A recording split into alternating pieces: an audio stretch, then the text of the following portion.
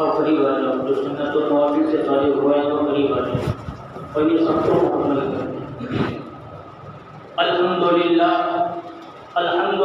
نحمده ونستعینه ونستغفره ونؤمن به ونتوکل علیہ ونعوذ باللہ من شرور انفسنا ومن سیئات اعمالنا من يهد الله فلا مضل له ومن يضلله فلا هادي له ونشهد ان لا اله الا الله وحده لا شريك له ونشهد ان سيدنا ومولانا محمدا عبده ورسوله صلى الله عليه وعلى آله وأصحابه وبارك وسلم تسليما كثيرا أما بعد فأعوذ بالله من الشيطان الرجيم بسم الله الرحمن الرحيم ألم تر إلى الذي حاج إبراهيم في ربه أن آتاه الله الملك وقال النبي صلى الله عليه وسلم الكيس من دان نفسه وعمل لما بعد الموت أو كما قال عليه الصلاة والسلام صدق الله العظيم وصدق رسوله النبي الكريم رب اشرح لي صدري ويسر لي أمري واحلل عقدة من لساني يفقهوا قولي۔ ایک مرتبہ نبی اکرم صلی اللہ علیہ وسلم پر درود شریف پڑھ لیجیے۔ اللهم صل على محمد وعلى آل محمد كما صليت على إبراهيم وعلى آل إبراهيم إنك حميد مجيد اللهم بارك على محمد وعلى آل محمد كما باركت على إبراهيم وعلى آل إبراهيم إنك حميد مجيد۔ محترم بزرگوں اور عزیز دوستوں، اللہ تبارک و تعالیٰ کا احسان، اللہ کا فضل اور اللہ کا کرم ہے کہ اللہ تبارک و تعالیٰ نے دین کی اہم مبارک بابرکت قیمتی مجلس میں ہم لوگوں کو جلد شرکت کی توفیق نصیب فرمائی۔ آمین۔ جو باتیں کہی جائیں اللہ تعالیٰ مجھے آپ کو ہم تمام کو اس پر عمل کرنے کی توفیق نصیب فرمائے۔ آمین۔ رمضان کے بعد سے ذی الحجہ کا مہینہ شروع ہونے والا ہے۔ اس مناسبت سے رمضان کے بعد سے رمضان کے 2-4 جمعہ کے بعد سے خاص طور پر قربانی کے تعلق سے اور حضرت ابراہیم علیہ السلام کی یاد کے تعلق سے کچھ بیان شروع کیا جا رہا ہے اور شروع کر بھی چکے ہیں، کیونکہ جو دن ہمارے سامنے آ رہے ہیں ایک تو وہ حج کا مہینہ بھی ہے اور دوسرا اس کا تعلق قربانی سے بھی رکھتا ہے۔ حج اور قربانی یادگار ہے حضرت ابراہیم علیہ السلام اور ان کے بیٹے ان کے فرزند حضرت اسماعیل علیہ السلام اور ان کے پورے خاندان یعنی ان کی بیوی بچے اور خود ان سے یہ تعلق رکھتا ہے۔ اس لیے ان باتوں کا ہونا ہمارے لیے بہت ضروری، سننا سنانا اور اس پر عمل کرنے کی نیت کرنا یہ چیز بھی ہمارے لیے بہت ضروری چیز ہے۔ گزشتہ جمعہ حضرت ابراہیم علیہ السلام کے تعلق سے میں نے ایک واقعہ بیان کیا، شاید یاد ہوگا۔ کیا یاد ہے؟ کیا بولو رہی؟ بتوں کے اوپر بولے تھے۔ ہاں، بت کے اوپر بولے تھے۔ ان پر بیٹے بت کو پوجا کرتے بولتے ہیں۔ حضرت ابراہیم پیدا ہی ایسے جگہ ہوئے کہ پورا ملک اور جہاں جہاں تک لوگوں کی رسائی تھی ہر شخص کسی نہ کسی کو اپنا خدا اور معبود بنائے بیٹھا تھا۔ جس گھر میں پیدا ہوئے آنکھ کھولی باپ بتوں کو بیچنے والا بنانے والا فضیلتیں سنا کر اپنا دکان چمکانے والا تھا۔ قوم کو دیکھتے ہیں ہر جگہ ہر گھر کے اندر الگ الگ ہر موسم ہر دن کا الگ الگ بت بنا رکھا ہے۔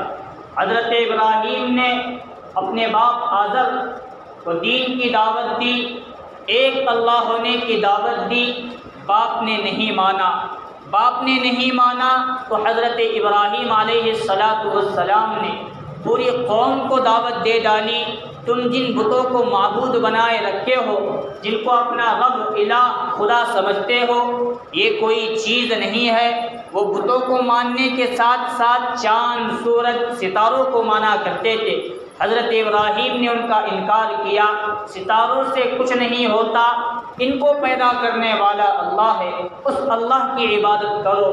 چاند سے کچھ نہیں ہوتا، چاند کو نکالنے والا، غروب کرنے والا بھی اللہ ہے، اس اللہ کی عبادت کرو۔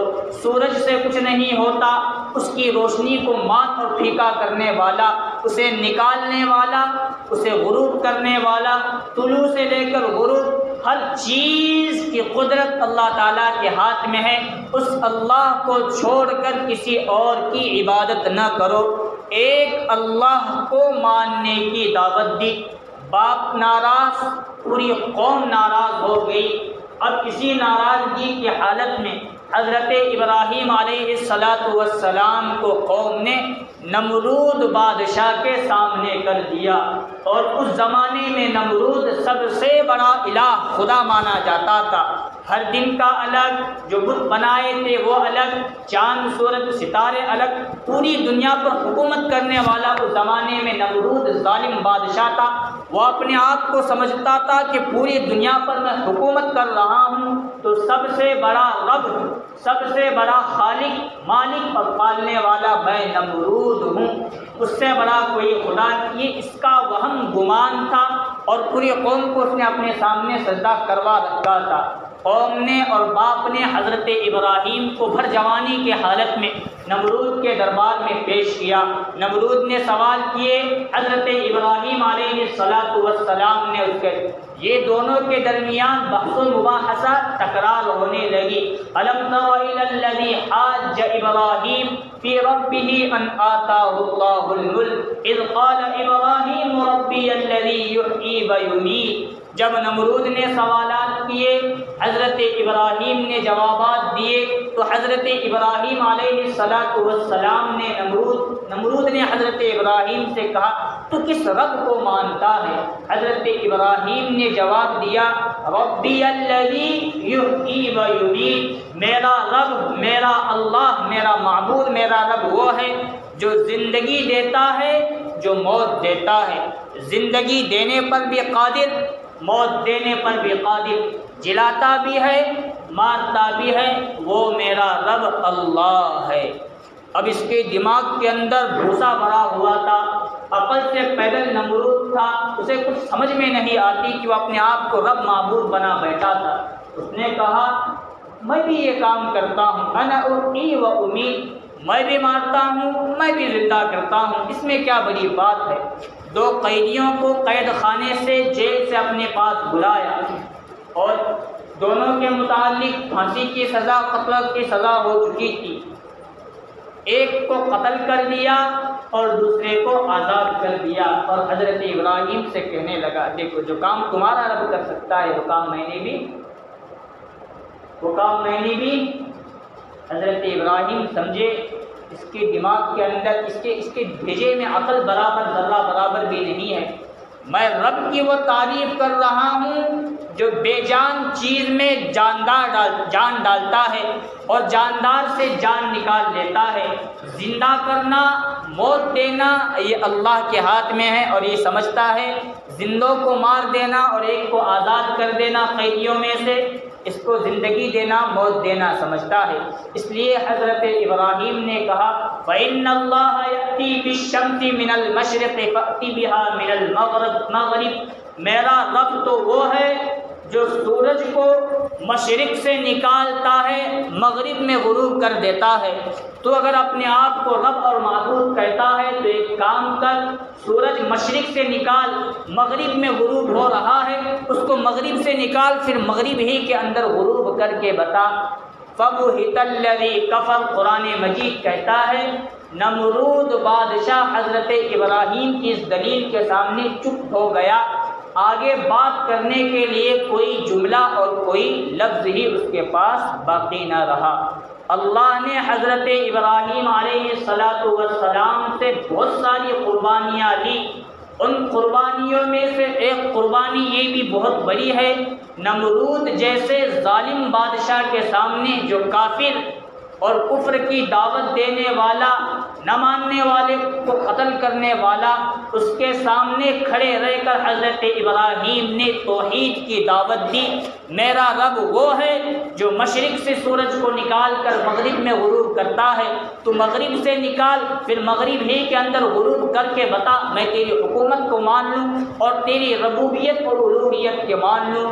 نمرود کے پاس کچھ جواب بھی نہ تھا، اس لیے وہ خاموش ہو گیا۔ مجھے، آپ کو، ہماری نسلوں کو، قیامت تک آنے والی ہر نسل کو حضرت ابراہیم کے اس واقعے سے سبق سیکھنا ہے۔ موت دینے والا اللہ اور زندگی دینے والا بھی اللہ ہے۔ پوری دنیا مل کر کسی کو ختم کرنا چاہے، رب ختم نہ کرے، کوئی دنیا کا کوئی اس کا بال بھی بقا نہیں کر سکتے۔ اللہ موت دینا چاہے، پوری دنیا مل کر اسی زندگی دینا آئے، کوئی دے نہیں سکتا، کیونکہ اللہ موت دے رہا ہے۔ آج یہ عقیدہ موت اور زندگی دینے کا، موت قائم کرنے اور جلانے کا جو عقیدہ ہے، آج مسلمان ہر طرف سے اتنے گھرے ہوئے ہیں، اتنے ڈرپوک ہو گئے ہیں، فلاں ہمیں مار سکتا ہے، فلاں ہمیں قتل کر سکتا ہے، فلاں ایسا کر سکتا ہے، یہ ایسا ہوگا، ہم ایسا کریں گے تو ایسا ہوگا۔ عقیدے کے خلاف بات آ رہی ہے۔ جب عقیدہ بگڑتا ہے، ایمان اسلام بگڑ جاتا ہے۔ ایمان اسلام عقیدے کی بدلنے کے ہٹنے کی وجہ سے، عقیدے کی وجہ سے وہ بندہ اسلام میں داخل نہیں ہو۔ باتیں بہت اس تعلق سے کرنی تھی، لیکن میں کچھ اشارتاً کچھ کنایتاً بات کروں گا، سمجھ لو، اللہ ہمیں سمجھ کی توفیق نصیب فرمائے۔ دنیا پوری مل کر مجھے مارنے پر آ جائے، میرا رب مجھے زندگی دے رہا ہے، دنیا کا کوئی شخص، پوری دنیا میرا کچھ بھی بگاڑ نہیں سکتی، اور مسلمانوں کا بھی کچھ بگاڑ نہیں سکتی۔ پوری دنیا مل کر مجھے زندہ رکھنے پر آ جائے اور اسی پل اللہ موت قائم کرنے پر آ جائے، اللہ کے موت قائم کرنے پر مجھے کوئی زندگی دے نہیں سکتا۔ اس بات کو سمجھنے کی آج بہت ضروری ہے، عقیدے کو درست کرنے کی ضروری ہے، اور اپنی نسلوں کو اس کی تعلیم دینے کی ضرورت ہے۔ آج ڈریں گے کہ فلاں مارے گا، اپنے رب پر سے ایمان ہٹ جائے گا، یقین ہٹ جائے گا۔ آج ہم یہ سمجھیں گے کہ فلاں کی طرف سے پیسے آئیں گے تبھی میرا گھر چلے، بات سمجھو اشارہ، تب ہم جئیں گے۔ عقیدہ غلط، اللہ دے رہا ہے، گرچہ واسطہ کوئی اور بن رہا ہے۔ عقیدے کو درست کرو، دنیا میں قائم رہو گے، دائم رہو گے، کوئی تمہارا کچھ بگاڑ نہیں سکتا۔ اسی چیز کو، اسی مثال کو بیان کرتے ہوئے اللہ نے انہی آیات کے نیچے ایک دو واقعے مختصر طور پر بیان کیے، تاکہ پوری امت مسلمہ سمجھے، قرآن کو پڑھنے والے سمجھے کہ اللہ ہی کے ہاتھ میں زندگی ہے، اللہ ہی کے ہاتھ میں کیا ہے، کوئی کچھ نہیں کر سکتا۔ اسی کو اللہ نے قرآن میں سمجھایا۔ یہ جو واقعہ میں نے حضرت ابراہیم کا آپ لوگوں کے سامنے، حضرت نمرود کے سامنے حضرت ابراہیم گئے، رب کی تعریف کی، زندگی موت دینے والا ہے، اسی کو قرآن نے، اللہ تعالیٰ نے نیچے تیسرے پارے کے دوسرے صفحے اور دوسرے رکوع میں سمجھایا۔ او کالذی مر علی قریۃ وہی خاویۃ علی عروشها، اس آیت میں سمجھایا، بڑی بہترین مثال۔ آگے بھی ایک واقعہ حضرت ابراہیم کا آ رہا ہے۔ پہلے حضرت ابراہیم کا واقعہ، عنوان کو چلاتے ہوئے بیچ میں ایک اور دوسرے نبی کا واقعہ، پھر آخری رکوع میں حضرت ابراہیم کا واقعہ۔ اس ترتیب سے ہمیں سمجھنا ہے، سننا ہے، اور اپنے ایمان، یقین اور عقیدے کو بنانے کی کوشش کرنا ہے۔ سب کریں گے انشاءاللہ تعالی۔ حضرت عزیر علیہ السلام کہیں سفر پر جا رہے تھے، گدھا ساتھ تھا، گدھے کی سواری کی، گدھے کو لے کر چلے، اور دور دراز کا سفر تھا، توشا ڈبہ بھی اپنے ساتھ لیا، اور جاتے جاتے جاتے جاتے جاتے ایک ایسے مقام پر ان کا گزر ہوا، ایک درخت کے نیچے آرام کرنے کے لیے رو گئے۔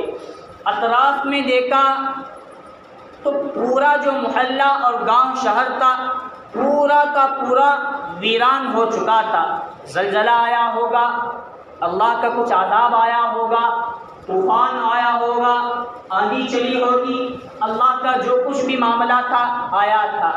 جو چھت تھے، جو محلات تھے وہ زمین پر آ گرے تھے، جو چھت تھے وہ زمین پر آ گرے تھے، مکانات تہس نہس ہو گئے تھے، درخت ادھر ادھر گرے ہوئے تھے، اور لوگوں کا نام و نشان اور ان کا وجود بھی، کوئی وہاں ایک پرندہ بھی پر مارنے کے لیے تیار نہیں تھا۔ ویسی بستی ویران ہو گئی۔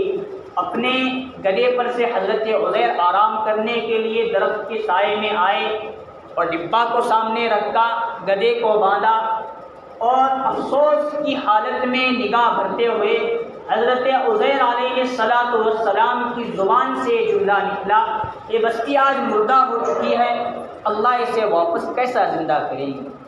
کیا سوال آیا؟ سو رہے ہیں شاید، ادھر توجہ ہے، دیکھو حضرت عزیر کی زبان سے کیا جملہ نکلا؟ یہ بستی پوری ویران ہو چکی ہے، مردار ہو چکی ہے، اس کو اللہ تعالیٰ کیسے زندہ کریں گے؟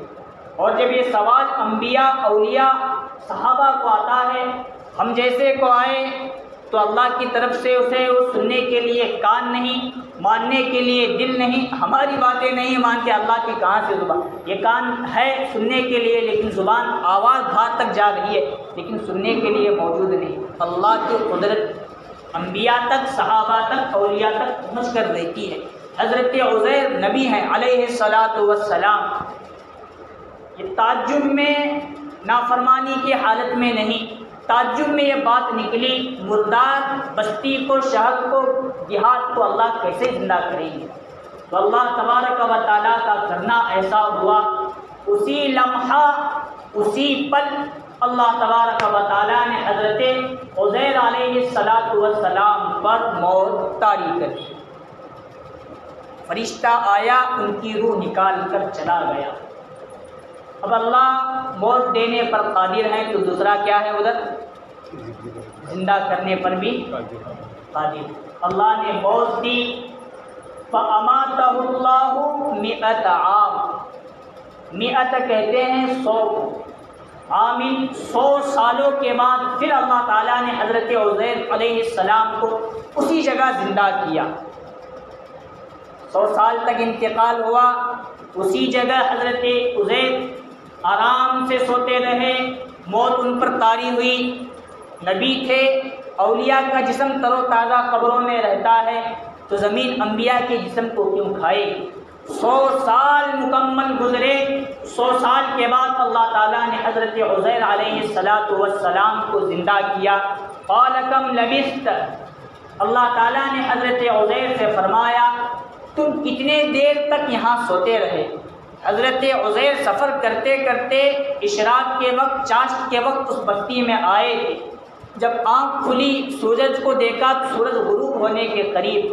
حضرت عزیر سمجھے میں صبح میں سویا تھا، شام میں بیدار ہو رہا ہوں، ایک دن سویا یا آدھا دن میں سویا۔ اللہ نے سوال کیا تم کتنی مدت یہاں رہے، کتنی دیر تک سوئے؟ حضرت عزیر نے جواب دیا آدھا دن یا آدھا دن سے زیادہ، ایک دن کے قریب میں یہاں سوتا رہا۔ اللہ تعالیٰ نے فرمایا مکمل 100 سال گزر گئے، تم یہاں آرام کر رہے، تم سو رہے تھے، تم پر میں نے موت طاری کی۔ اللہ زندگی دینے پر بھی قادر ہے، موت دینے پر بھی قادر ہے۔ جو کپڑے پہن کر سوئے تھے وہ بھی اسی حالت میں تھی، موت کی وجہ سے ان کا چہرہ نہیں خراب ہوا، ان کا جسم نہیں خراب، کچھ بھی نہیں ہوا۔ اللہ موت دینے کے بعد بھی اس کی حفاظت کرنا جانتے ہیں۔ اور اللہ تبارک و تعالیٰ نے ارشاد فرمایا فانظر الی طعامک و شرابک لم یتسنہ، تمہاری جسم کو تو میں نے حفاظت کے ساتھ رکھا، 100 سال موت اور نیند دینے کے بعد بھی تمہیں زندہ رکھا اور تمہیں صحیح سالم کھڑا کیا۔ میں اللہ اس بات پر بھی قادر ہوں، جو توشہ، جو ڈبہ لے کر تم نکلے تھے، جو کھانا پانی، فانظر الی طعامک و شرابک لم یتسنہ، اس پانی کو، اس کھانے کو گلنے، سڑنے اور خراب ہونے سے 100 سال تک میں نے اسی حالت میں بچا رکھا ہے۔ اللہ اللہ، کیا قدرت ہے اللہ کی۔ ایک دو گھنٹے ایک دو دن کھانا پانی زندہ نہیں رہ سکتے، اس میں بدبو آ جانا ہے۔ 100 سال قدرت دکھا رہے ہیں اللہ تعالیٰ، 100 سال پانی بھی صحیح رہا اور کھانا ان کا ڈبہ اور توشہ بھی وہ اسی حالت میں رہا۔ اللہ کو اب دوسری قدرت دکھانا ہے کہ تم جو گدھا لائے تھے تم صحیح سالم اٹھے، اب بھی تمہیں یقین نہ ہو، کھانا پانی جو تم لائے تھے وہ بھی صحیح سالم ہے، اگر یقین نہ ہو تو وانظر الی حمارک، جو گدھا جو خچر جو سواری لے کر آپ آئے تھے اس کی طرف دیکھو۔ حضرت عزیر نے گدھے کی طرف دیکھا، وہ گدھا پورا کا پورا زمین کے ساتھ لگ گیا تھا اور مٹی ہو گیا تھا، اس پر پوری موت اللہ تبارک و تعالیٰ نے طاری کر دی۔ وانظر الی حمارک ولنجعلک آیۃ للناس وانظر الی العظام کیف ننشزها، جب گدھا مکمل طور پر مر چکا ہے، اس کی روح نکال لی جا چکی ہے، اس کے جسم زمین کے اندر مٹی ہو چکا ہے، اب اللہ اسے کھڑا کرنے پر قادر ہے، تم دیکھتے رہو میں اسے زندہ کروں گا۔ اللہ تعالیٰ نے حکم دیا خود، تو اس کی ہڈیاں زمین سے نکلنا شروع ہوئی، ہڈیوں پر گوشت چڑھا، گوشت کے اوپر پورا جسم تیار ہوا، جسم تیار ہونے کے بعد اللہ تبارک و تعالیٰ نے گدھے کے جسم اور بدن کے اندر پھر سے روح پھونک کر بتایا یہ اللہ کی قدرت ہے، اللہ زندہ بھی کرتا ہے اور اللہ تبارک و تعالیٰ موت دینے پر بھی قادر ہے۔ یہ تمہید اس واقعے کی یہ مثال ہے، حضرت ابراہیم کے اس واقعے کی۔ حضرت ابراہیم نے نمرود کے دربار میں کھڑے رہ کر کہا اللہ وہ ہے جو زندگی دیتا ہے اور موت دیتا ہے۔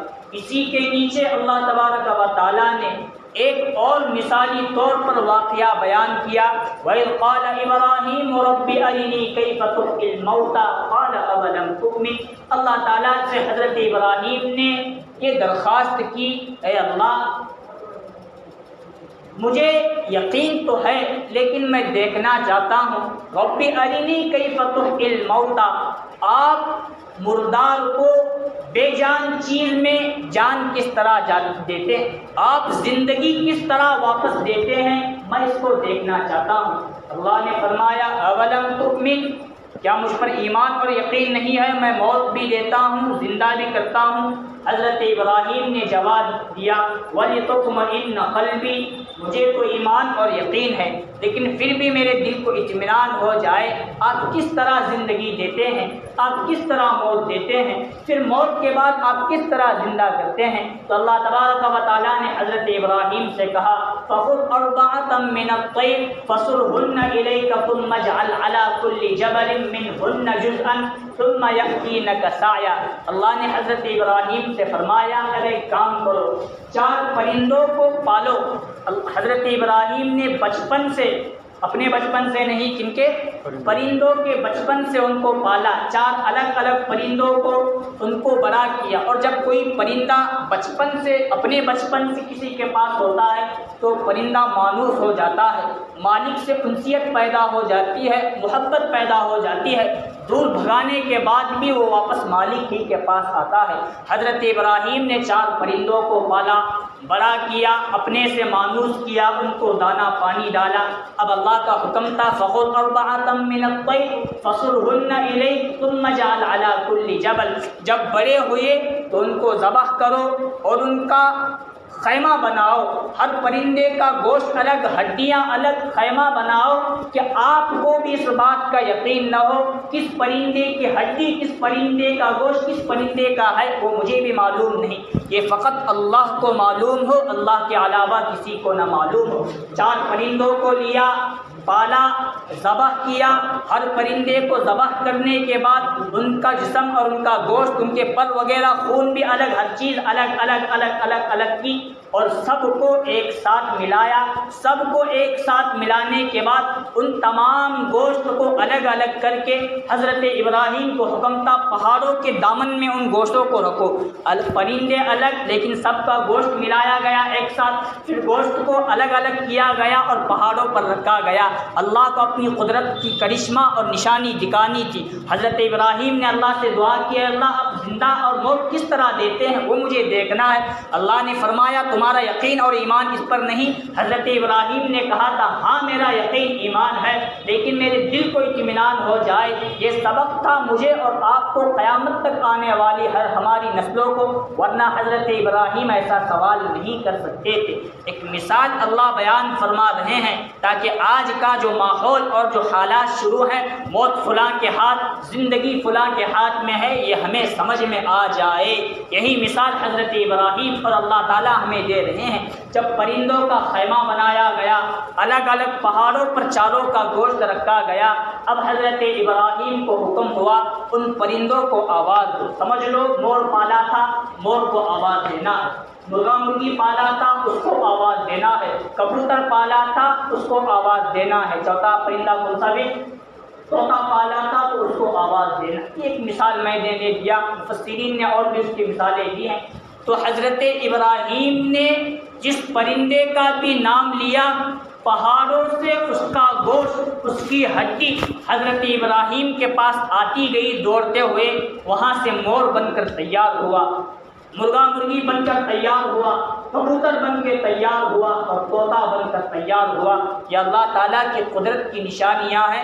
اللہ تبارک و تعالیٰ اس طرح موت بھی دیتے ہیں اور اللہ تبارک و تعالیٰ اسی طرح زندہ کرتے ہیں۔ آج کسی سے ڈرنے کی ضرورت نہیں، موت اللہ کے ہاتھ میں ہے، اس کا یقین ایمان رکھو، کوئی کچھ نہیں بگاڑے گا۔ زندگی اللہ کے ہاتھ میں ہے، اس کا یقین اور ایمان رکھو، دنیا کی کوئی طاقت ہمیں نہ موت دے سکتی ہے نہ زندگی دے سکتی ہے۔ بات صحیح۔ اب ایک سوال ہے، کار پانی میں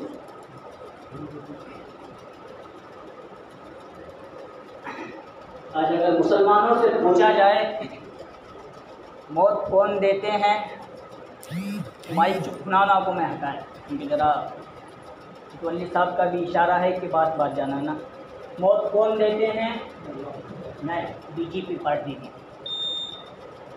زندگی کو، یہ جو ابھی الیکشن آ کو گیا تو تب سے یقین ایمان ہمارا بنا، میں اس کے انتظار میں تھا، لیکن آیا یہ موسم اور یہ عنوان ایسے وقت کہ فی الحال ادھر ادھر کے حالات خراب اور برسرے پیکار بولا بھی نہیں جا سکتا۔ موت کون دیتے ہیں؟ B J P party. اور زندگی کون دیتے ہیں؟ کانگریس۔ بنا یقین چل، غلط بات نہیں بول رہا، ممبر و محراب میں بیٹھا ہوں، معاف کرنا جو باتیں بول رہا ہوں وہ 100% صحیح۔ اور الیکشن کے ماحول میں ہم نے دیکھا حالات کسی سیاسی پارٹی کے جیتنے اور ہارنے سے نہیں بدلتے، جب تک ہم گناہ نہیں چھوڑتے، گناہوں سے توبہ نہیں کرتے، تب تک حالات ذرہ برابر بھی بدلتے نہیں۔ ادھر کی پارٹی جیتی تو مسلمان ایسے خوش ہوئے جیسے حضرت امام مہدی کا زمانہ آیا، حضرت عیسیٰ آئے، اب ہمارا دور شروع ہو گیا، حضرت ابو بکر کا دور آیا، حضرت عمر کا دور آیا۔ میں تو کہتا ہوں اتنے مسلمان خوش ہوئے کہ 9 مہینے کا پیٹ بھی ان کو آیا، خوش ہو کر۔ جتانے والے بھی اللہ، ہرانے والے بھی اللہ ہیں۔ سمجھنے کی بات ہے، اپنے ایمان، یقین اور عقیدے کو بنانے کی بات ہے۔ اور ابھی جو ہارے، ابھی جو جیتے، حالات کا مقابلہ کرے، ابھی جو حالات ہیں ان کے زمانے میں حالات نہیں۔ یہ یقین کی بگڑنے کی وجہ سے اب کھل کر پہلے تو کھل کر مائک پر بولا جا رہا تھا، اب بولنے سے بھی منائی ہے۔ سمجھنے کی بات ہے، مسلمانوں کے یقین اور ایمان بگڑنے کی وجہ سے، عقیدہ بگڑنے کی وجہ سے، گناہوں کا سلسلہ بڑھنے کی وجہ سے ماحول کتنا خراب ہو گیا۔ ایک اللہ ہے، آگے کے حالات میں بول رہا ہوں، یہ بات مسجد کے باہر تک جائے گی، اس پر بھی پابندیاں آج نہیں تو کل نہیں تو پرسوں لگیں گی۔ کیوں؟ گناہ چھوڑنے کے لیے تیار نہیں، بھروسہ غیروں پر کیے ہوئے ہیں۔ موت اور زندگی کا یقین کسی اور پر بنائے ہیں، اللہ سے بنانے کے لیے ہم تیار نہیں ہے۔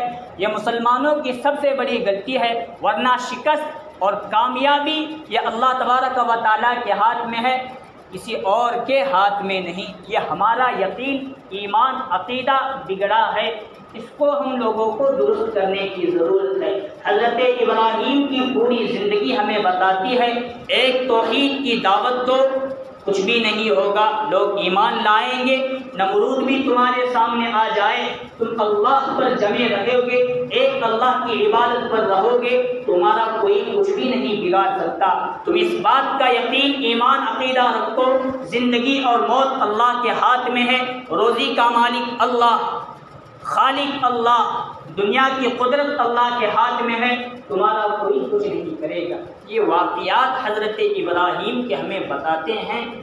ان واقعات پر آ جاؤ, اپنی زندگی حضرت ابراہیم پر, جناب محمد رسول اللہ صلی اللہ علیہ وسلم پر لاؤ اور کامیاب مومن بنو, ایمان والے بنو, دنیا تمہارے قدم چومے گی. اللہ تبارک و تعالیٰ سے دعا ہے, اللہ تبارک و تعالیٰ ہم لوگوں کو اپنا عقیدہ درست کرنے کی توفیق نصیب فرمائے, ایک اللہ پر یقین رکھنے, ایمان رکھنے اور ایک اللہ کی عبادت کرنے کی توفیق نصیب فرمائے.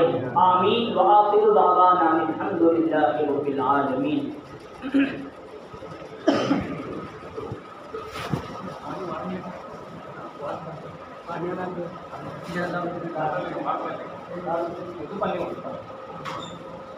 Thank